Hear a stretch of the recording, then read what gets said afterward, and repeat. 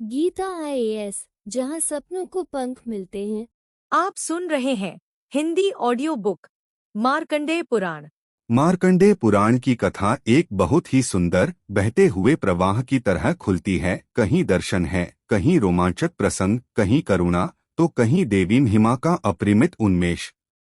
यह 18 महापुराणों में से एक है और खास बात यह कि इसी के बीच में देवी महात्म्य या दुर्गा सप्तशती की दिव्य कथा समाई हुई है, जो शक्ति उपासना की मूल धुरी मानी जाती है। कथा की शुरुआत होती है महर्षि व्यास के शिष्य ऋषि जैमिनी से। महाभारत की महागाथा सुन लेने के बाद भी उनके मन में कुछ प्रश्न अधूरे रह जाते हैं। क्यों सर्वशक्तिमान विष्णु मनुष्य रूप में अवतार लेते हैं?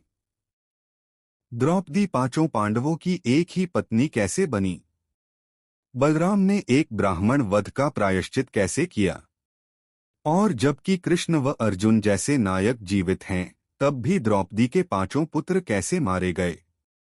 इन जटिल प्रश्नों के उत्तर के लिए जैमिनी ऋषि अमर बालकृषि मार्कंडेय के पास पहुंचते हैं। मार्कंडेय अपनी संध्या वंदन के समय में होते हैं और कहते हैं, अभी मैं विस्तृत उत्तर नहीं दे सकता, परंतु विंध्याचल की गुफाओं में रहने वाले 4 अद्भुत पक्षी हैं। वे वेदों के ज्ञाता हैं, तुम्हारे सब प्रश्नों का समाधान वे देंगे।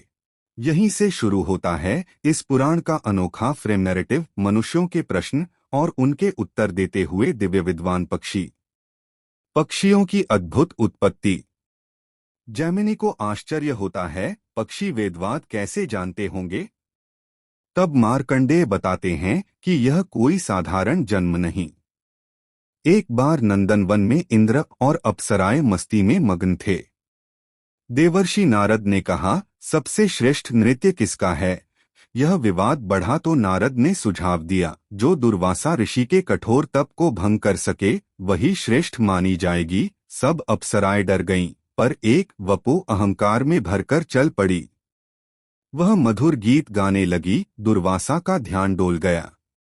क्रोधित ऋषि ने उसे श्राप दिया, तू पक्षियोनि में जन्म लेगी, 16 वर्ष तक संतानहीन रहेगी, फिर शस्त्र से मारी जाएगी, तब स्वर्ग लौटेगी।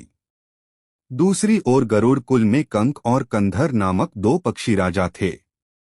कंधर ने एक राक्षस विद्युद्रूप को मारकर उसकी अप्सरापत्नी मदनिक को विवाह किया।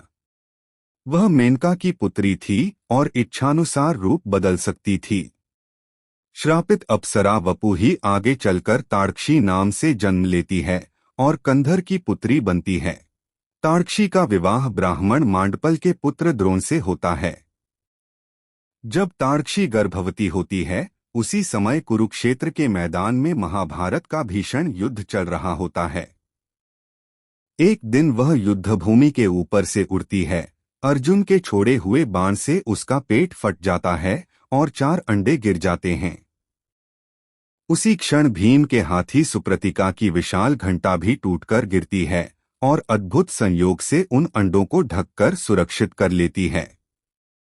युद्ध समाप्ति के बाद ऋषि शमी वहां आते हैं, घंटा उठाते हैं, भीतर 4 चूजे दिखाई देते हैं। वे उन्हें आश्रम में ले जाकर पालते हैं।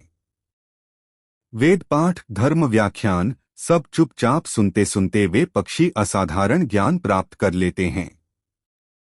फिर अपनी पूर्वजन्म की कथा बताते हैं। वे मूलतः विपुलस्वन नामक ऋषि के 4 पुत्र थे। इंद्र ने विधवा वृद्ध पक्षी का रूप लेकर परीक्षा ली, मनुष्यमांस मांगा। पिता ने वचन निभाने के लिए अपना शरीर देने की प्रतिज्ञा की, पर बेटों ने प्राण देने से मना कर दिया। क्रोधित पिता ने श्राप दिया कि अगली जन्म में पक्षी बनोगे, पर साथ ही वर दिया, ज्ञान तुम्हें पक्षियोनि में भी स्मरण रहेगा। इन्हीं 4 पक्षियों पिंगाक्ष, विबोध, सुपुत्र और सुमुख से जैमिनी अपने प्रश्नों के उत्तर सुनते हैं। विष्णुअवतार, पांडव और द्रौपदी का रहस्य। पक्षी पहले ईश्वर तत्व का दार्शनिक विवेचन करते हैं। नारायण के 4 रूप, सर्वव्यापक वासुदेव, शेषनाग के रूप में धरित्री को धारण करने वाला शेष, सृष्टिपालन करने वाला प्रद्युम्न और गहराई के जल में क्षीरसागर पर शयन करने वाला अनिरुद्ध, जो सृष्टि की उत्पत्ति और संहार का दायित्व निभाता है। इन्हीं रूपों से विभिन्न अवतार प्रकट होते हैं। वराह, निसिंह, वामन, राम, कृष्ण आदि। फिर वे बताते हैं कि देवताओं के अत्याचार से पृथ्वी डरी थी। जब देवताओं के पास गई तब स्वयं विष्णु ने युद्ध का संतुलन बनाने के लिए मानव अवतार लिया। विभिन्न देवताओं की शक्तियां मानवयोनि में जन्म लेकर पांडवों के रूप में अवतरित हुईं। धर्म और वायु ने इंद्रतेज को कुंती के गर्भ में स्थापित किया। जन्मे युधिष्ठिर और भीम। स्वयं इंद्र ने अर्जुन के रूप में जन्म लिया। अश्विनी कुमारों ने मदरी के गर्भ से नकुल सहदेव को जन्म दिया। मूलतः पांचों एक ही दिव्य तेज के अंश हैं। द्रौपदी भी कोई सामान्य स्त्री नहीं, वह इंद्र की पत्नी शुचि का अवतार है जो यज्ञकुंड से प्रकट हुई। इसलिए एक ही दिव्य स्त्री शक्ति पांचों पांडवों की पत्नी बनी। बलराम की कथा भी आती है। तीर्थयात्रा के समय मदिरा के नशे में वे एक कथावाचक सूत को केवल इसलिए मार डालते हैं कि उसने उनके लिए खड़े होकर सम्मान नहीं किया। नशा उतरने पर उन्हें ब्रह्महत्या दोष का बोध होता है। वे प्रायश्चित के लिए 12 वर्ष तक सरस्वती के तट पर कठोर व्रत और तीर्थ स्नान करते हैं, तब जाकर पाप शांत होता है। द्रौपदी पुत्रों की मृत्यु का रहस्य हरिश्चंद्र की कथा से जुड़ता है, जो इस पुराण का सबसे मार्मिक प्रसंग है। राजा हरिश्चंद्र सत्य की पराकाष्ठा। त्रेता युग में सूर्यवंशी राजा हरिश्चंद्र सत्य और धर्म के प्रतिमान थे। एक बार शिकार के लिए गए तो दूर से किसी स्त्री की करुण पुकार सुनी, बचाओ बचाओ। वे दौड़ पड़े। आवाज मायावी थी, विघ्नराज की लीला। उसी जंगल में विश्वामित्र का तप चल रहा था। हरिश्चंद्र के क्रोधोद्गार से उनका तप भंग हुआ। वे कुपित हो उठे। देवताओं ने स्थिति संभालने की कोशिश की, पर अंततः परीक्षा की लीला आरंभ हुई। विश्वामित्र ने राजसूय यज्ञ के दक्षिणा के नाम पर पूरा राज्य मांग लिया। हरिश्चंद्र ने प्रतिज्ञा निभाई, राज्य, धन, संसाधन सब दे दिए। फिर भी ऋषि ने कहा, यज्ञ दक्षिणा अभी बाकी है। राजा ने समय मांगा। पत्नी शैव्य, तारा चंद्रमती और बालक रोहित के साथ वाराणसी की ओर निकल पड़े। मार्ग में प्रजा वेदना में रोती हुई पीछे पीछे चली। लगाव दिखाने पर विश्वामित्र ने हरिश्चंद्र को दोष दिया और प्रजा पर आसक्ति के लिए धिक्कारा। 5 दिशाओं के देवताओं को भी शाप दे डाला। वे मनुष्ययोनि में जन्म लेंगे, ब्रह्मचर्य का पालन करेंगे। यही आगे चलकर द्रौपदी के 5 पुत्र बनते हैं, जिन्हें अश्वत्थामा रात में सोते समय मार देता है। वाराणसी में पहुंचे तो समय पूरा हो चुका था। विश्वामित्र फिर प्रकट हुए। अब दक्षिणा दो। दरिद्र हो चुके हरिश्चंद्र के पास कुछ नहीं। पत्नी स्वयं को दास विक्रय के लिए तैयार कर देती है। पुत्र भी साथ में बेचा जाता है। जो धन मिलता है वह भी विश्वामित्र को कम लगता है। अंत में स्वयं राजा को भी चांडाल राज धर्म के रूप में बेच देते हैं। हरिश्चंद्र श्मशान का रखवाला बन जाता है। वही सत्यवादी सम्राट अब शवों से शुल्क लेता है। दिन रात चिताओं के बीच जीवन कटता है। एक दिन उसी श्मशान में पत्नी रोती हुई आती है। गोद में उनका नन्हा रोहित, जिसे सांप ने डस लिया था। राजा बहुत बदल चुका है। कर्तव्यवश पहले शुल्क मांगता है, फिर रोती बिलखती स्त्री की बातें सुनकर पहचानता है, यह तो मेरी ही पत्नी और यह मेरा ही बेटा है। वह निर्णय करता है, मैं अपने बेटे की चिता के साथ स्वयं भी अग्नि में समर्पित हो जाऊंगा। रानी भी साथ जलने को तैयार हो जाती है। ठीक उसी क्षण धर्म स्वयं चांडाल रूप त्याग कर प्रकट होते हैं। इंद्र और देवगण भी आते हैं। इंद्र अमृत सिक्त जल से रोहित को जीवित कर देते हैं। वे हरिश्चंद्र को स्वर्ग चलने हेतु आमंत्रित करते हैं। राजा कहता है, मेरी प्रजा का क्या होगा? तब देवगण उसे अयोध्या ले जाकर स्वयं के हाथों पुत्र रोहित का राज्याभिषेक कराते हैं और फिर हरिश्चंद्र और शैव्य को स्वर्ग ले जाते हैं। वशिष्ठ यह सब सुनकर विश्वामित्र से क्रोधित होकर उन्हें सारस पक्षी होने का शाप देते हैं। विश्वामित्र भी वशिष्ठ को तीतर बनने का शाप देते हैं। दोनों पक्षी रूप में लड़ते हैं। ब्रह्मा हस्तक्षेप कर शांति कराते हैं और दोनों ऋषि फिर मनुष्य रूप में लौटते हैं। जन्म, मरण, नरक और कर्मफल। इसके बाद पुराण में जीवन दर्शन की गंभीर चर्चा आती है। एक ब्राह्मण पुत्र सुमति अपने पिता को अपने पूर्वजन्मों की स्मृति सुनाते हुए समझाता है कि जीव गर्भ में कैसे प्रवेश करता है, वहां कैसे पीड़ा सहता है, जन्म के साथ ही कैसे उसके कर्मों का चक्र चलता है। फिर यमलोक और असंख्य नरकों का विस्तृत वर्णन है। कौन सा पाप किस नरक में ले जाता है, कौन सा दंड भोगना पड़ता है। जो झूठ बोलते हैं, छल करते हैं, मित्रों को धोखा देते हैं, पर नारीगमन करते हैं, गौहत्या, ब्राह्मण हत्या, शिव विडंबना, वेद निंदा, गुरुओं का अपमान करते हैं, सब विभिन्न अत्याचारों से युक्त लोकों में जाते हैं। कहीं लोहे की कढ़ाइयों में उबाले जाते हैं, कहीं कांटों से भरे वृक्षों पर ठोके जाते हैं, कहीं कठोर पत्थर की चक्की से पीसे जाते हैं। साथ ही यह भी कहा गया कि दान, सत्य, अहिंसा, ब्रह्मचर्य, माता पिता की सेवा, अतिथि सत्कार, गौरक्षा और देव पितृ तर्पण जैसे सत्कर्म कैसे नरकों के मार्ग को बंद कर देते हैं। यहाँ से आगे वर्णाश्रम धर्म का विस्तार मिलता है। ब्राह्मण, क्षत्रिय, वैश्य, शूद्र चारों के कर्तव्य, ब्रह्मचर्य, गृहस्थ, वानप्रस्थ, संन्यास चारों आश्रमों का महत्व और यह भी कि गृहस्थ आश्रम को देवऋषि भी नमस्कार करते हैं क्योंकि वही सबका पोषक है। पितरों के श्राद्ध की चर्चा में रुचि ऋषि और एक ज्ञानी स्त्री मंदोदरी मंदालसा जैसे पात्रों के माध्यम से समझाया गया कि जिन पितरों ने देवलोक, तिर्यक्योनि, भूतयोनि या मनुष्ययोनि ली है, उन्हें अन्नजल का सूक्ष्म भाग कैसे मिलता है। पर साथ ही यह चेतावनी भी दी गई कि अंधविश्वासपूर्ण कर्मकांड से बढ़कर शुद्ध, निस्वार्थ भावना और यथाशक्ति दान धर्म ही असली तर्पण है। दत्तात्रेय, आलर्क और वैराग्य की शिक्षा। मार्कंडेय पुराण मध्य भाग में अत्यंत सुंदर योग कथाएं भी सुनाता है। अत्रि ऋषि की पतिव्रता पत्नी अनसुया की कथा आती है, जिनके तप से प्रसन्न होकर ब्रह्मा, विष्णु, महेश बालक रूप में जन्म लेते हैं। इन तीनों के संयुक्त तेज से दत्तात्रेय अवतरित होते हैं, जो अवध्य योगी और ब्रह्मज्ञान के आचार्य हैं। राजा आलर्क की कथा में उसकी माता मंदोदरी मदालसा अपने पुत्रों को वैराग्य गीत सुनाती है। तुम न यह शरीर हो, न यह नाम, न यह कुल, तुम तो शुद्ध चैतन्य हो। बड़े पुत्र राजपाट छोड़ देते हैं, पर आलर्क शुरू में राज्य भोग में फंसा रहता है। अंततः जब राजत्व संकट में पड़ता है, राज्य छिन जाता है, तो वह भी दत्तात्रेय के आश्रय में पहुंचता है। दत्तात्रेय उसे योग, प्राणायाम, ध्यान, ओंकार जप और इंद्रिय निग्रह की शिक्षा देते हैं। धीरे धीरे आलर्क राजा भाव छोड़कर योगी बन जाता है और सच्चे सुख का अनुभव भीतर पाता है। यह संदेश की नश्वर सत्ता से ऊपर उठकर ही मुक्ति संभव है। सृष्टि, भूगोल और वंशावली। अन्य पुराणों की तरह इसमें भी सृष्टि विज्ञान और ब्रह्मांड रचना का वर्णन है। कैसे अव्यक्त ब्रह्मा से महत्तत्व, अहंकार, पंचतन मात्राएं और पंचमहाभूत निकलते हैं। कैसे ब्रह्मांड अंड की तरह प्रकट होता है, जिसमें ब्रह्मा, विष्णु, शिव अपनी अपनी लीलाएं करते हैं।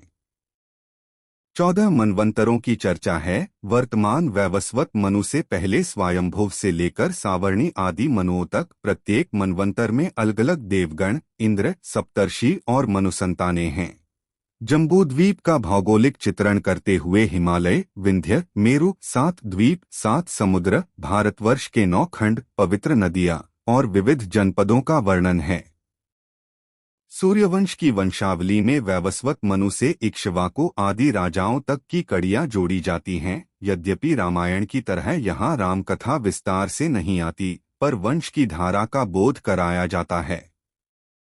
देवी महात्म्य, शक्ति की विजयगाथा। मार्कंडेय पुराण का हृदय है देवी महात्म्य या चंडी पाठ, जो अध्याय 81 से 93 तक फैला हुआ एक स्वतंत्र ग्रंथ जैसा अंश है। कथा का आरंभ 2 पीड़ित पुरुषों से होता है। राजा सुरथ, जिसे अपने ही मंत्री और सेनापति ने गद्दी से उतार दिया है, पर फिर भी उसे अपने राज्य, घोड़े, हाथी, खजाने की चिंता नहीं छोड़ती, और समधी नामक वैश्य, जिसे उसके ही स्वजन लूटकर भगा देते हैं, फिर भी वह उन्हीं के प्रति ममता नहीं छोड़ पाता। दोनों वन में एक ही आश्रम में पहुंचते हैं, ऋषि मेधास के पास। वे पूछते हैं, हम जानते हैं कि ये रिश्ते नाते नश्वर हैं, फिर भी मन से अलग क्यों नहीं कर पाते? मेधास उत्तर देते हैं, यह सब आदिशक्ति की माया है। वही जीवों को आसक्त भी करती है, वही उन्हें बंधन से मुक्त भी करती है। फिर वे 3 महान चरित सुनाते हैं। प्रथम चरित महाकाली द्वारा मधुकैटभ का वध। विष्णु योग निद्रा में हैं। उनके कानों के मैल से मधुकैटभ नामक 2 असुर उत्पन्न होकर ब्रह्मा पर आक्रमण करते हैं। ब्रह्मा देवी की स्तुति करते हैं, देवी विष्णु की निद्रा से अलग होकर उन्हें जगा देती हैं।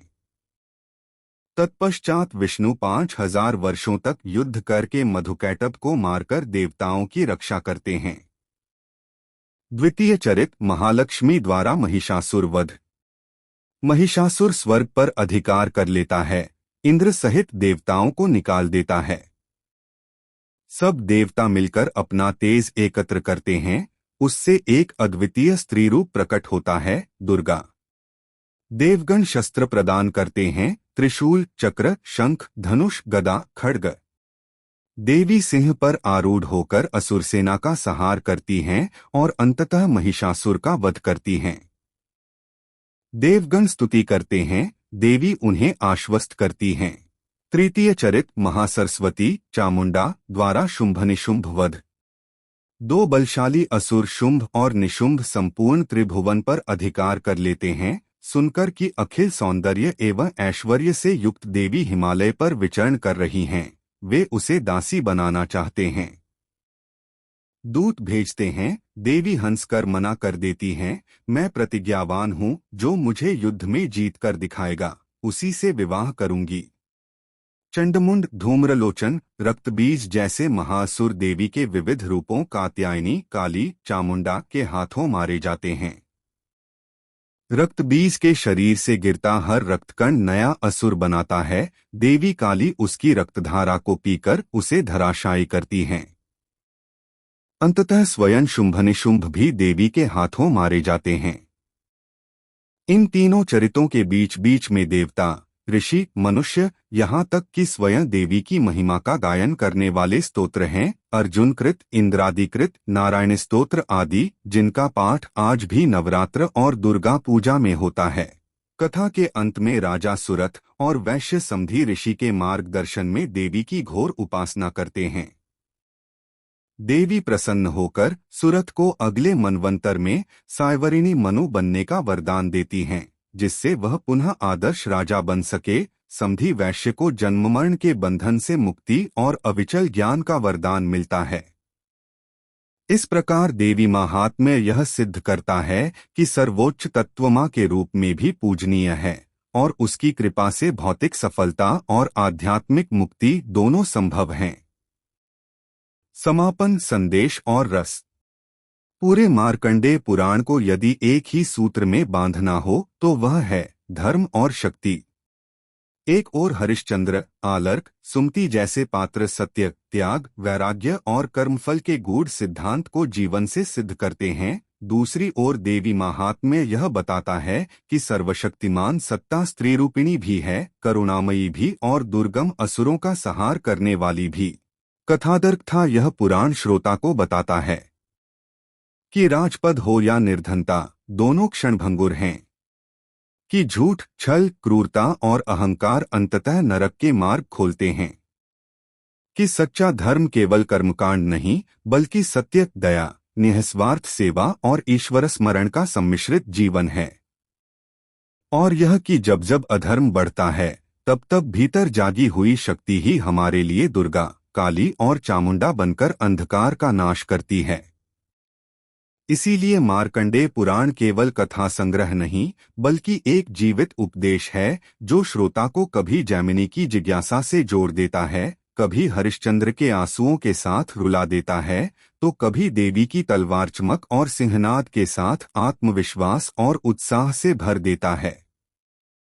यही इसकी आभा है और यही इसे एक अद्भुत श्रव्यरस से परिपूर्ण पुराण बनाती है। हिंदी ऑडियो बुक सुनने के लिए आपका धन्यवाद।